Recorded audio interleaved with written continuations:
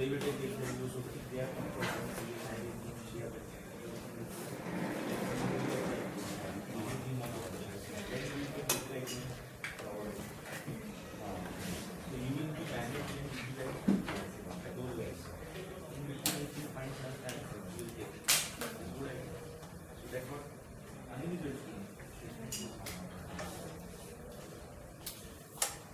Shall we?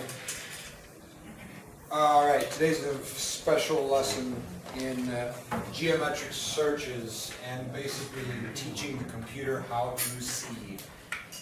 Is a very important lesson because it will become very, the basis of a lot of these scripts is actually the association between geometry, making rules that will associate, for instance, a curve to certain breps, surfaces, or whatever they happen to be.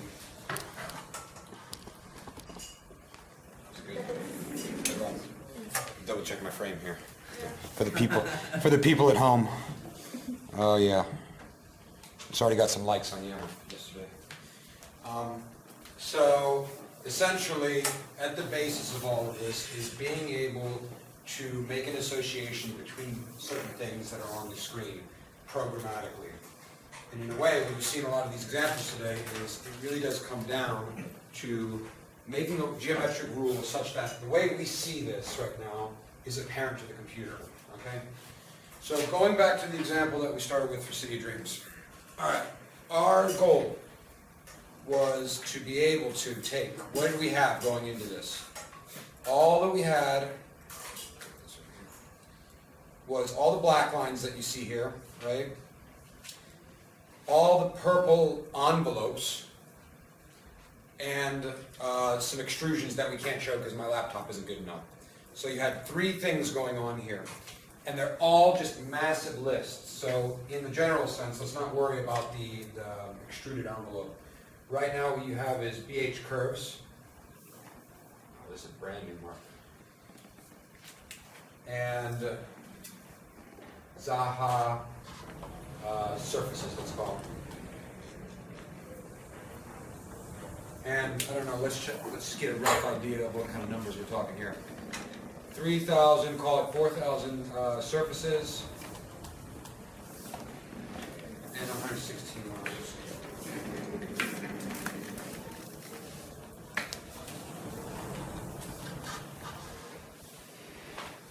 That's just raw data that means nothing to the computer. It's just a pretty picture that it's showing you here on the left, right?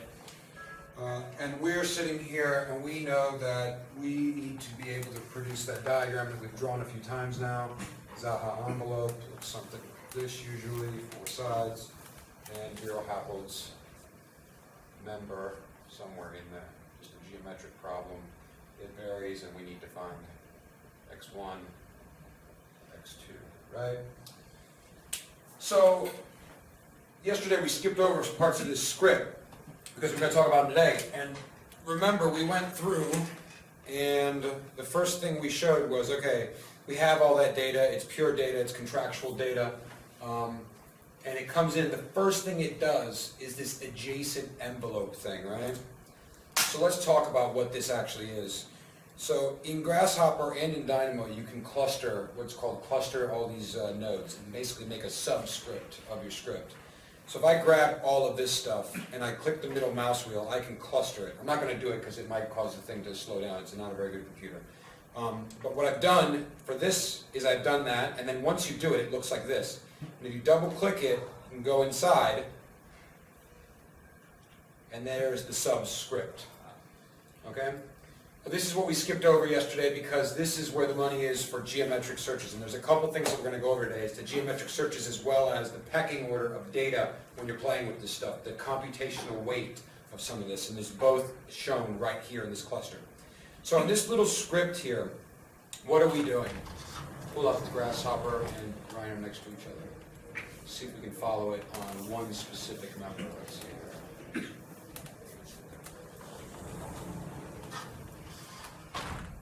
Let's isolate this member, try and make our lives a little bit easier. Okay, let's follow this member here. So, in Grasshopper, what comes in? A curve, and we get some endpoints. And of course, it's showing every single endpoint on here. but you see what points we're picking up there. Then we create a line between those 2 points, and we get the midpoint of that. And now what are we going to do? What is this? This is quite possibly one of the most important components that you're going to come across when you're doing parametric design. Notice, I didn't say Grasshopper, I said in parametric design. When Dynamo first came out, I had problems finding this tool. When it first came out, it didn't exist. And at that point, I was like, well, I can't do most of what I do. This tool right here, you will use almost in every script that's advanced. What it's doing is it's the closest points tool. So what it can do, and there's closest points between clouds of points, closest point on a line, closest point on a surface. But what these algorithms do behind the scenes, there's a bunch of closest points tools. They all are doing the same thing. They're doing these very rapid geometry searches, to which, imagine in this room, if we had the point that's represented by my fingernail and the billions of points that make up this room, it can find to you the closest point to my fingernail like that. Little trick for you guys to be able to use while you're using these types of tools. If you go to Canvas Widgets and you turn Profiler, you can see exactly how long each component took to be able to run. So I can see here, this took half a second to run. It's only accounting for 25% of this little algorithm's time. This becomes important because, as you see here, I have another cluster. See this? I call this one Centroid Finder. And what's this one doing? Let's break it down. Does it give me a preview? Oh boy. Once again, live demonstrations, the danger zone. The first thing that it's going to have to do now is going to try to have to preview a ton of geometry, and it's really going to hate me for this, because I clicked on it in green mode. Oh, actually not bad. It's broken down all the Zaha's geometry to its guts. So you can see there the faces, the vertices, the edges. And why did I do that? There we go, it likes that.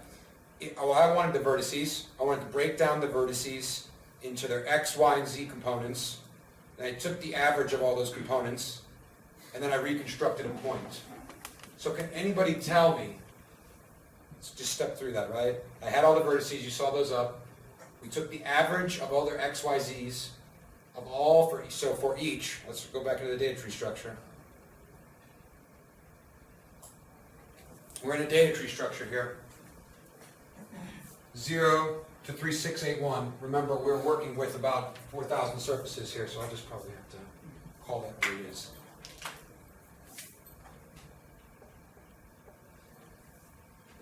So for each of these containers, we have the amount of vertices that are incorporated with all those surfaces.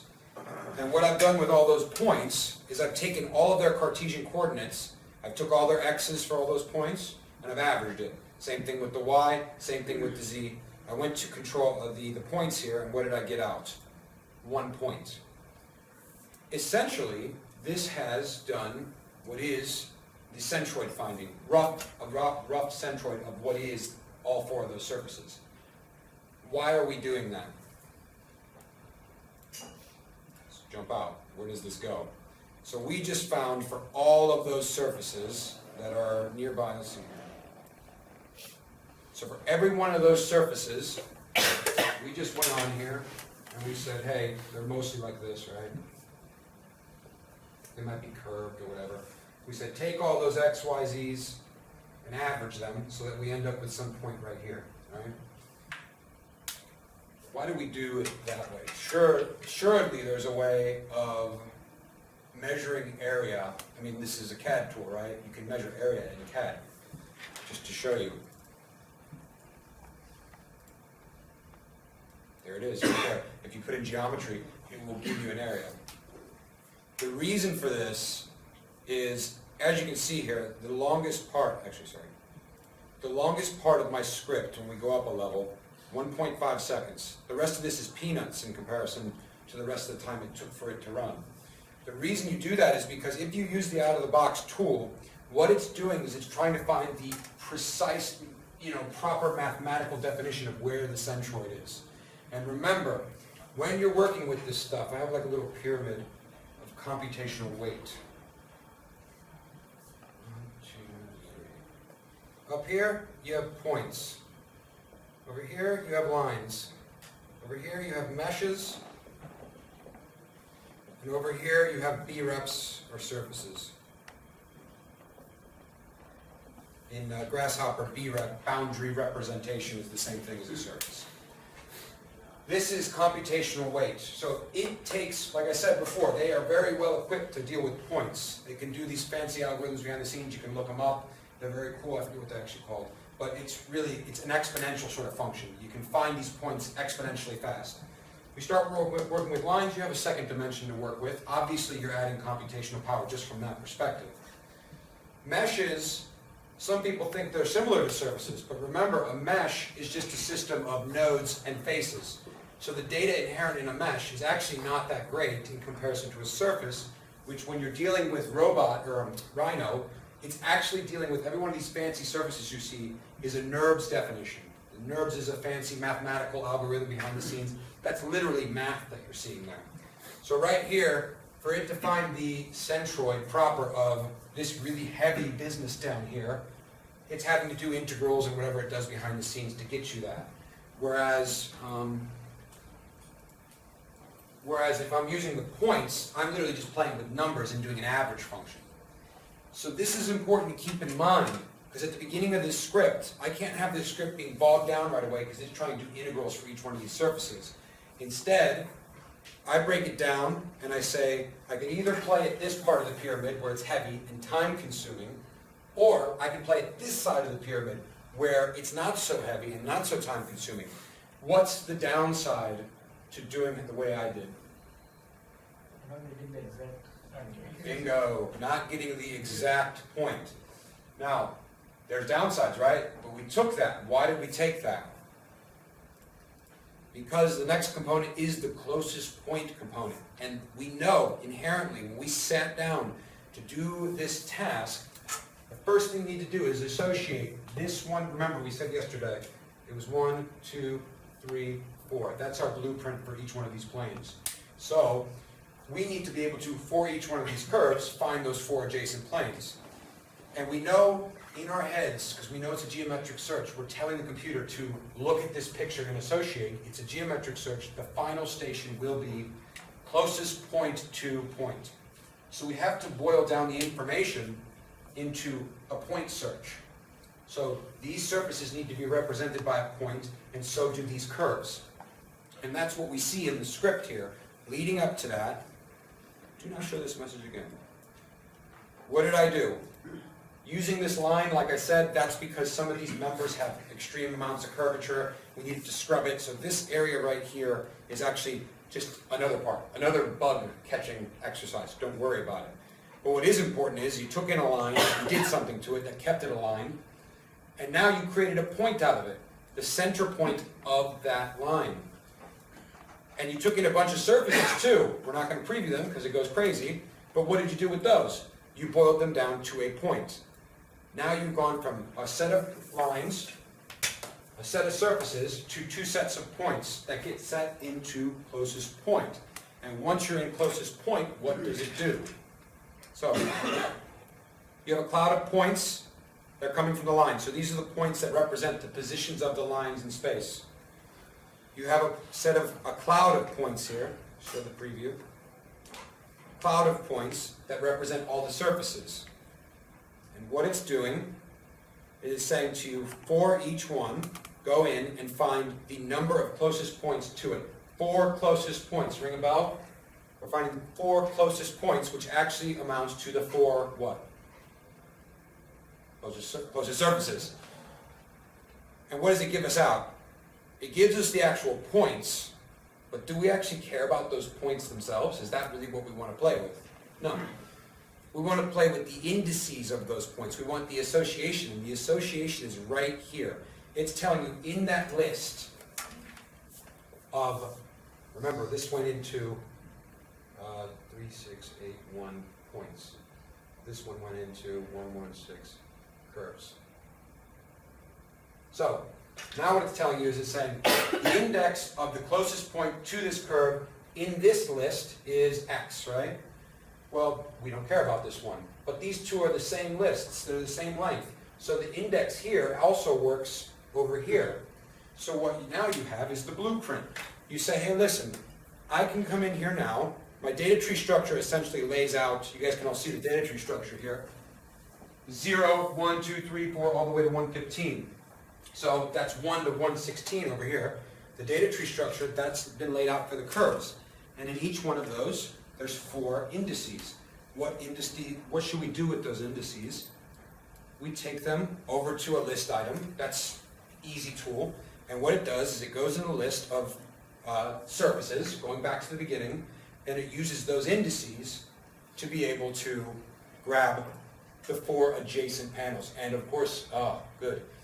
I did something, I keep doing the wrong things here, but actually this one's pretty light, and you can see it picked up the 4 adjacent surfaces. Now we can't tell from this picture so much, but what actually has happened here is now you have gone from a list of 2 lists of completely random information, and in one step here, you've massaged them into something that's useful on the basis of your script. So you can see, we came in, 2 lists of massive data, no association whatsoever. Now there's association. There's 0 through 115 curves, and for each one of those they have 4 surfaces associated with them. Does everybody get what happened through there?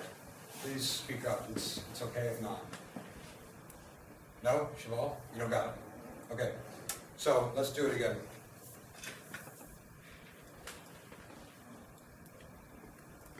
What does this represent right now? The line, right? That point. We're seeing a green point right now, but it actually is synonymous. That step right there is taking all those curves and casting them as points, right?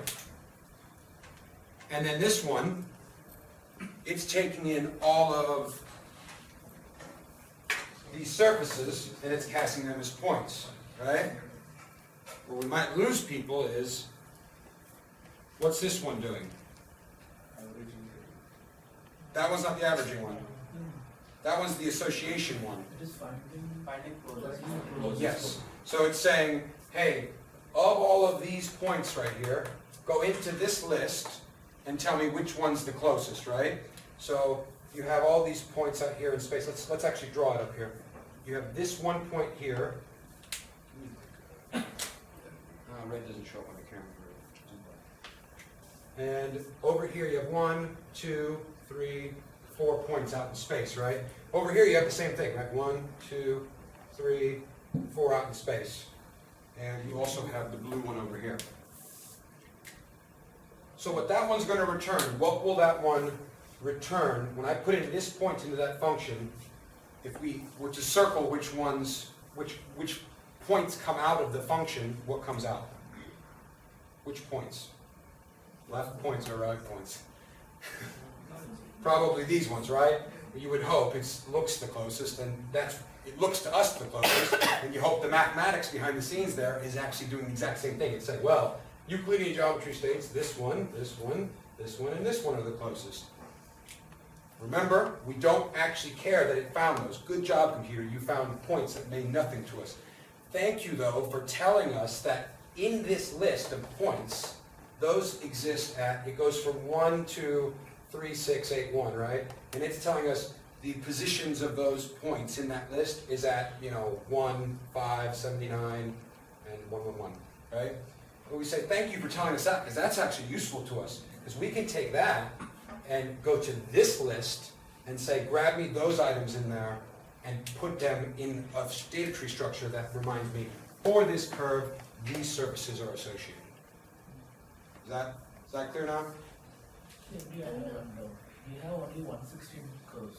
Yeah. Okay. For each curve we have 4 surfaces. Yeah. Why in Zaha it's like 3681? Because, and this is, sometimes make the analogy sometimes, do you guys, anybody here use Snapchat? No.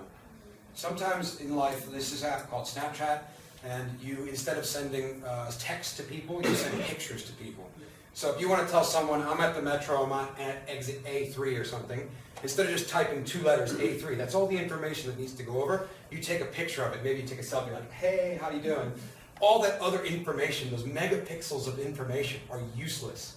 And what we normally get as engineers from architects or contractors, everything, it's most likely needing to be boiled down into bars or nodes or simple things. So Zaha, they made, a nice, pretty model. I mean, it looks gorgeous, right? But for us, and especially for this task, all we had to do was decide, the actual model doesn't look like this. It looks more like chamfers on the edge. But, we did engineering knowledge, said, okay, these ones don't matter. And then you start saying, okay, well, you have just a bunch of stuff. They didn't organize it for you. They just said, yeah, we're architects. We just make a pretty picture. Here it is. We were the ones who had to come in and say, okay, what does it actually mean? And that's why you have this mess. And that's how you get to something that's useful to you. Does that answer your question? So the whole point of exercise was to have that association, isn't it, which we did not have? If you want to get to this final step, the first thing you need to do is to put some ration behind it. Because otherwise, remember yesterday we talked about how you're going to make these analyzation planes along it and everything. You need to sort of, you can make planes all you want, but they'll intersect everything. Yeah. So, because they go on infinitely, so you need to be able to hone that in and say, great, you can do a plane surface intersection, but only do this intersection on 4 surfaces, not everything. So is there, so that's envelopes outer dimensions. Are those outer dimensions fixed, or that also changes? The surface which covers the structural member? Yeah, that changes. That changes. We've drawn it different every day because in every single situation it's different as well. Okay. Otherwise, if it was fixed, then we could have set that plane's dimensions, limited dimensions, and so that Yeah. it can. Well, in fact, what actually does happen in here is a limited dimension because you don't want to, how do you explain this? So essentially, once you have this system set up and you're going to intersect with this, it becomes a lot easier. The one thing that we did wrong here, I think, is we did start playing with this rather than this, and planes. Planes should be in here as well. So our intersection method was actually between a surface and the other surfaces. I can't remember how we ended up there. It might have just been, oh, I know why. Because if you are actually trying to get the accurate method, remember, this is when you take the intersection of a beautiful Zaha Hadid curve in a plane, what do you get? Or sorry, a beautiful Zaha Hadid surface and a plane, what do you get? A beautiful Zaha Hadid curve. I gave you the answer. If you mesh her beautiful surface, what do you get if you intersect it with the plane? Points and lines. So you've actually been not true to the geometry. You've actually started to, instead of seeing, I'm going to exaggerate, on the plane, what you'll actually see is something like that. And will that actually, if you're arguing with people down to the millimeter, will people actually accept your results? No. So that's why, in the end, we had to do that. And as you say, we had to make sure those surfaces were sort of bound. Not because we didn't have the control over what they cut, but mostly because a 1 meter by 1 meter surface is programmatically less heavy than something that's 10 kilometers wide. And also, another thing is, let's say we remove that curved edges, and then we are left with the 4 surfaces. But let's say if it was a pentagon or something, like 5 surfaces, Yeah. then it will be a little bit problematic, right? Because we are saying here 4 points to find. Then that will also change, like to find 4 points or 5 points. Yes. So It's a was great it like question. we told Java that it has to be surfaces fixed and then chamfer? No, it's a looking at, remember, we start by looking at things. We don't actually just script right away. So you go through and you look and you say, in most cases, Zaha made this long time ago, nothing's changing, no coordination's happening. You need to be able to come up with a rule that goes through and for most cases is correct to be able to tell you the answer on this. And you notice that in most cases, they do have to work on rules as well. Not everything can be different, else you can't build the building. In most cases, the facade bracketry supports aluminum panels that have chamfers on the edges and 4 sides, in most cases. Sure, in some cases it gets a little bit funky and you get it, but in most cases, if you actually start looking through, that's what's going to be your rule. And that's why you start off by saying it's 4 sides. If it were something else, it would still need to be rule-based. So we can't do this if it's a million different types of things. It has to be rule-based. Remember, everything we talk about this week, you haven't seen anything that's artificial intelligence, the computer's doing it on its own. It literally is a prescriptive thing that you do at the beginning. That's why we were able to get away with it. Also another is that surface, so the lines which we have, the structural lines, Yep. and the end of the line there is no surface covering it, right? That's what I Yes. see. So that's also very important. So is that what we convey to architects, that this is how we should draw their envelope, or No, that is the node. I'm So those trying to surfaces make we complex, remove. one of our complex nodes here. So you guys all are familiar with City of Dreams and how it kind of looks. And what the facade actually does is they have different zones. Here's the member zone on this side, here's the node zone. And facade-wise, the rules for what system they were using to brackets and everything was different between this and here, which helped because that means that you can only look. Remember, this in here, that's chaos. That's what you're talking about. Over here is at least something we can control a little bit. So that's what it all boiled down to is don't worry. And that's what some of that initial script is doing actually that I'm not getting into. It's actually saying, hey, listen, try not to look anywhere past that point right there. that's what I was asking, that how we remove that portion there, so that So let's take a peek at it. I'll have to remind myself.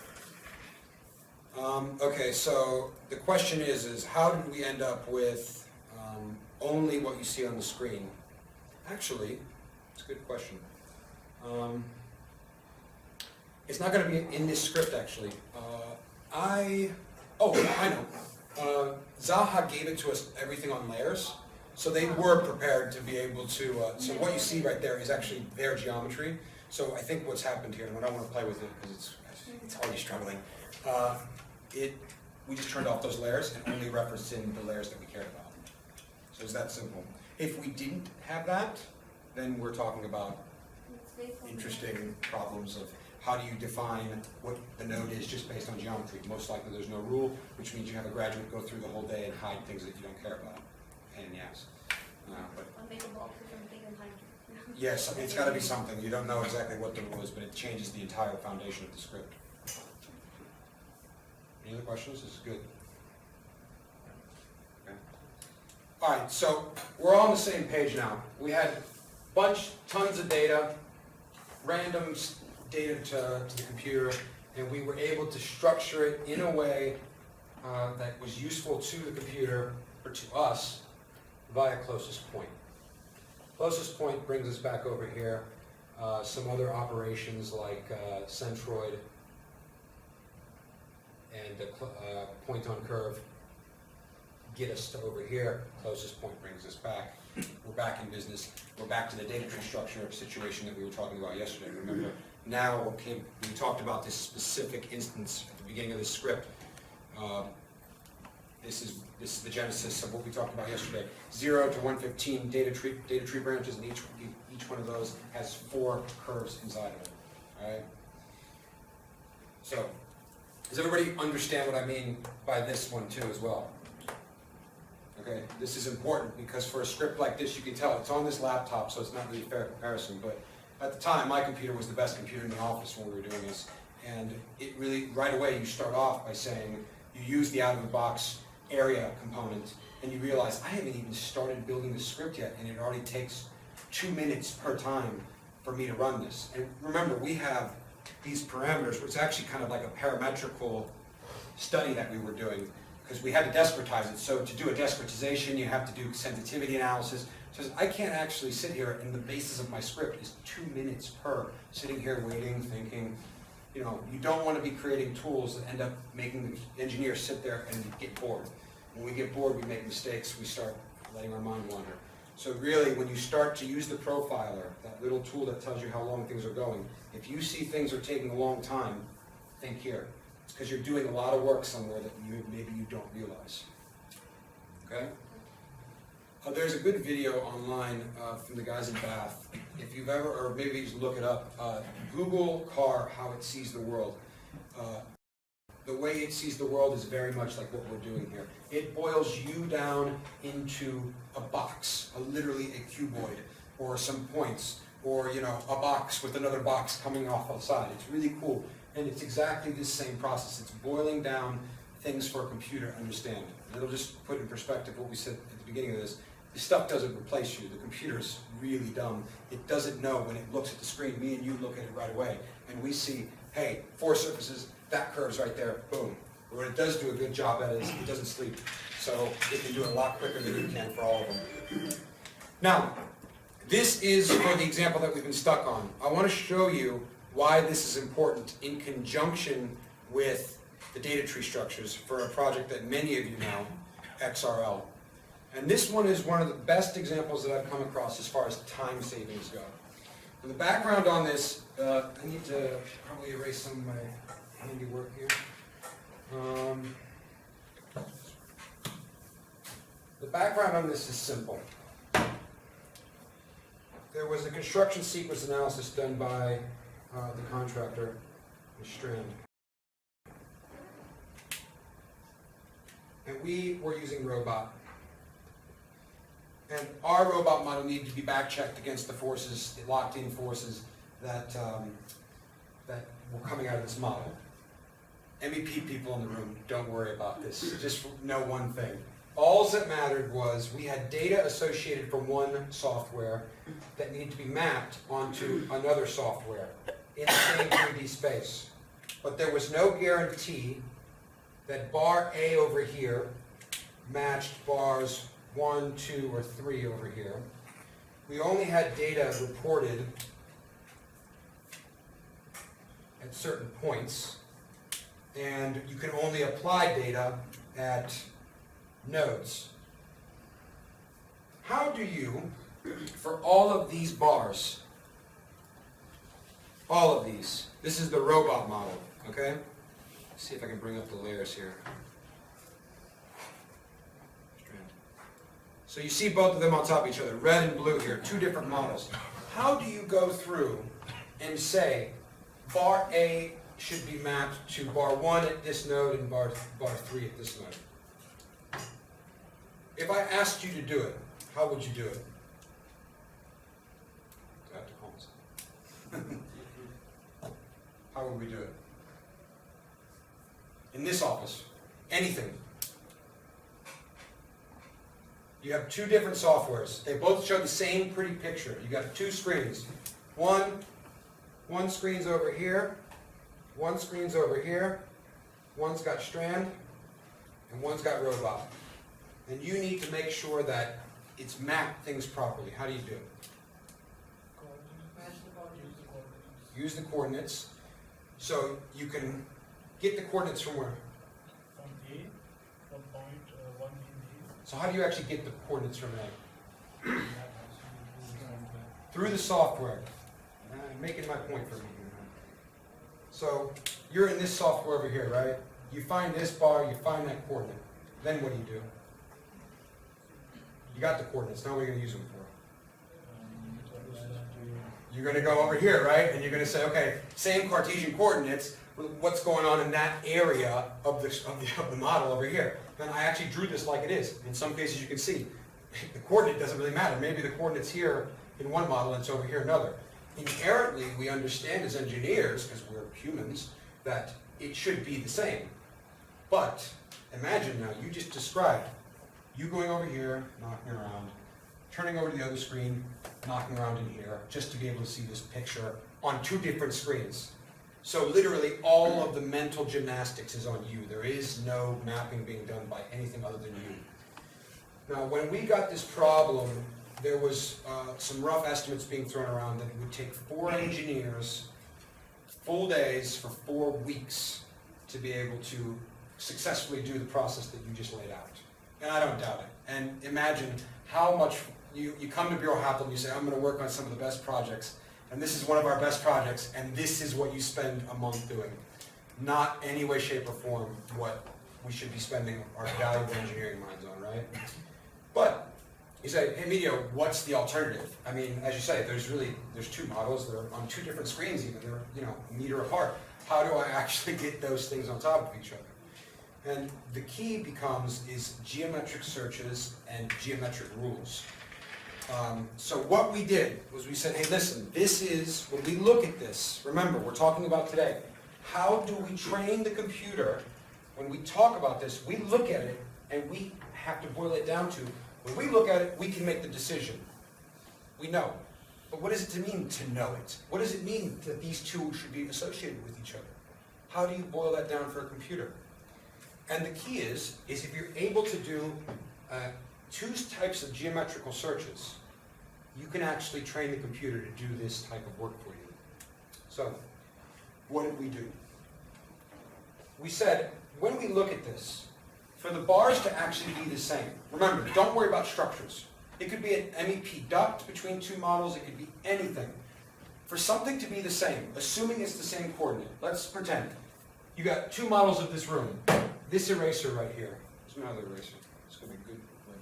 Someone pass me that one down there? Thank you. We got two erasers here. One of them's coming from the contractor, one of them's coming from Bureau Happold. For these two things to be considered the same, and imagine this whole thing is full of erasers. For these two things to be the same, and it's one coordinate system, what is the first thing that is the bare minimum? For them to be the same, what has to happen? Same Side. Origin. Same answer from before.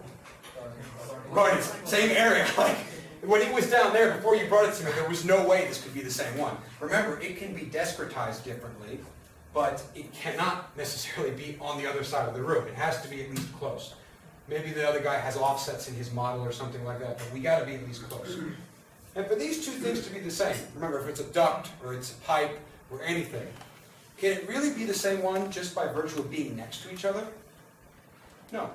What if one pipe's going over there and one pipe's going over here, right? They definitely can't be the same pipe. They're going to different places. So what's the other criteria, give you a clue, for the direction?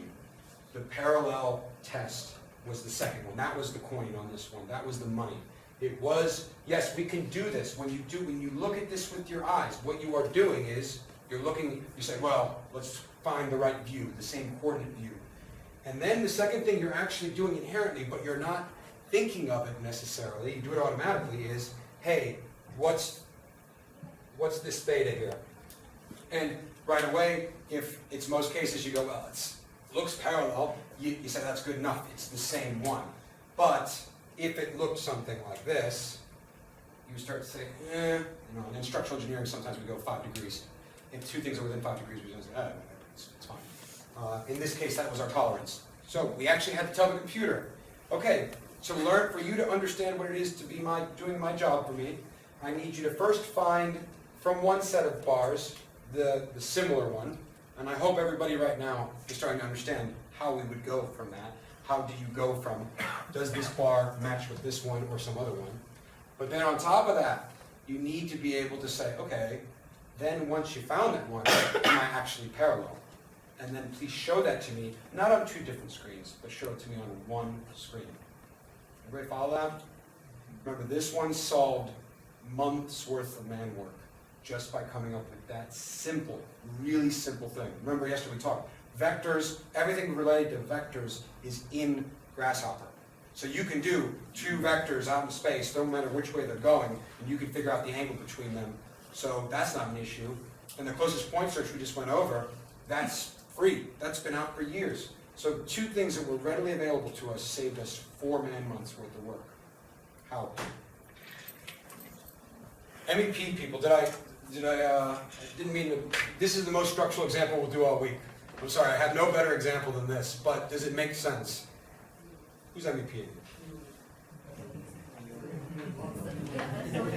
Only one? Wait, where? Oh, yeah. Oh, okay. I thought you were pointing to someone else. Really? Oh, wow. So it's all structures. All right. Do you understand what I'm talking about here?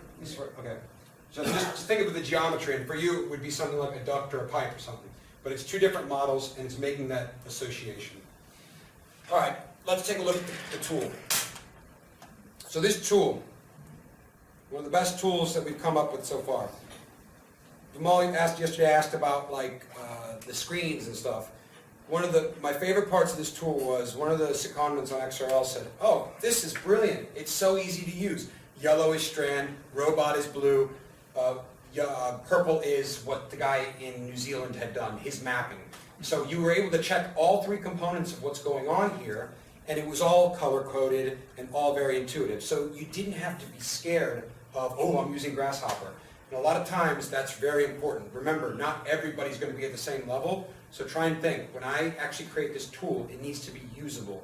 And in this case, what we did was we created all this stuff over here, and what you're seeing right here is if you go remote control panel, you can actually put parts of your parameters of your script into Grasshopper or into Rhino so that you don't need Grasshopper anymore. You can, strictly speaking, operate this Grasshopper script via a panel. So for instance, right now, we fed in all the geometry, right? And you can see on top of the model, it's picked out a couple bars that happened here. So what's happening, let's zoom in a little bit more. Okay. It's telling us, what did the guy who Bureau Happold hired do? He took the blue 3703, that's from Robot. 3708, sorry. 3708, he mapped it to 1212 and 1212. Where's 1212? Oh, there it is, it's right there. What's 1212? It's strand model. It's from a different model. We can see those right on top of each other. We can see the node numbers. And the other thing that it's telling us, and we can see as well, is it's telling us it violates the angular tolerance.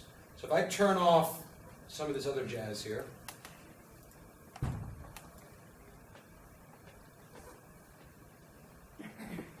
everybody see that? So definitely not parallel.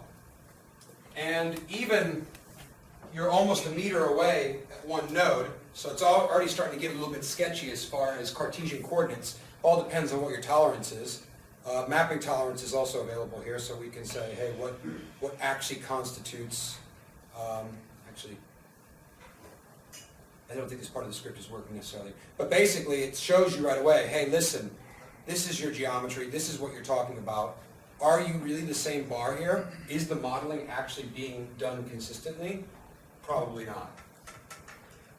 And robot model info is the line model, right? And so, this is for the strand model.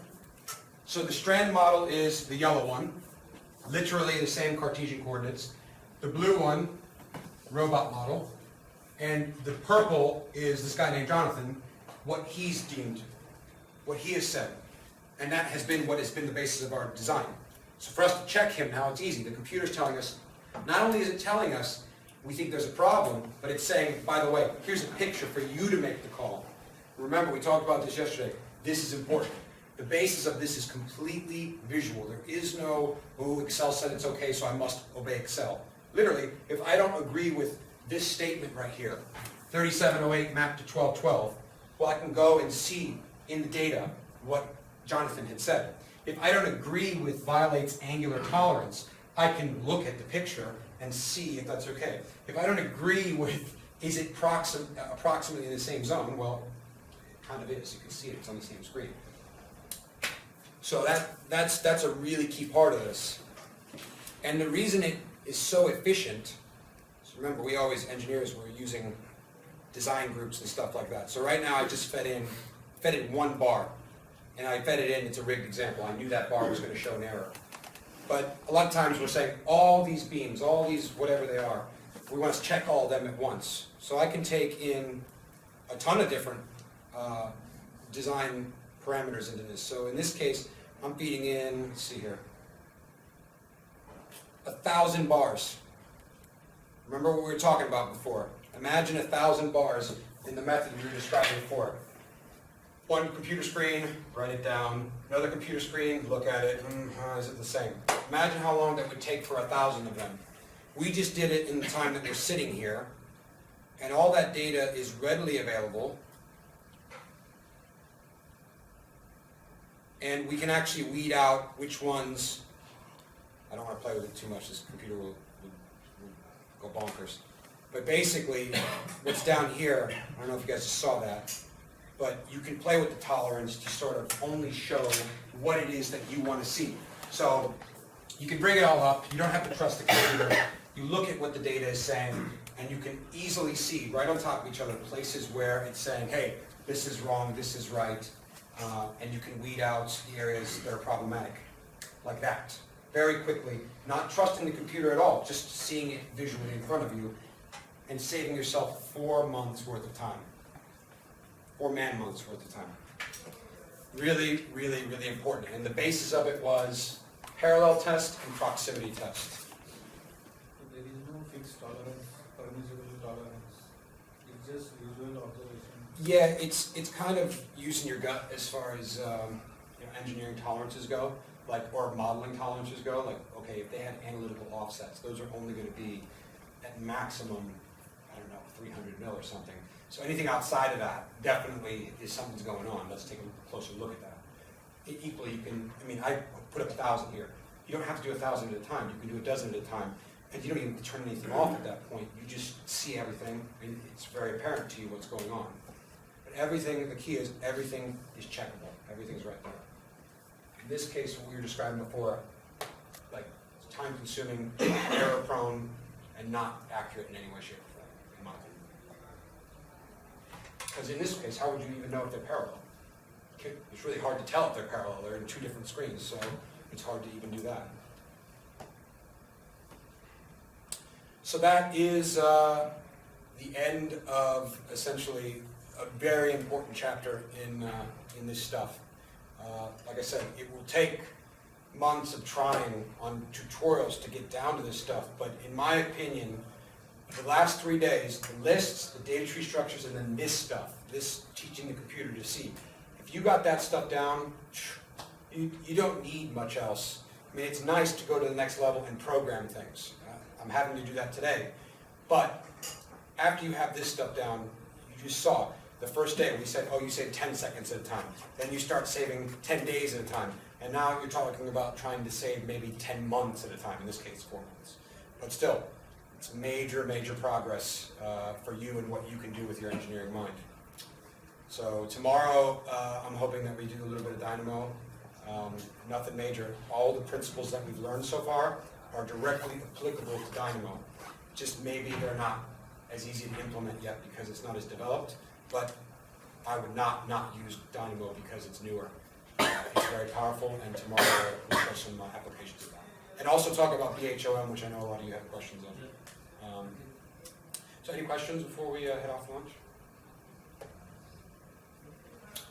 All right, I'll post these videos to Yammer later today. Thanks for coming, guys.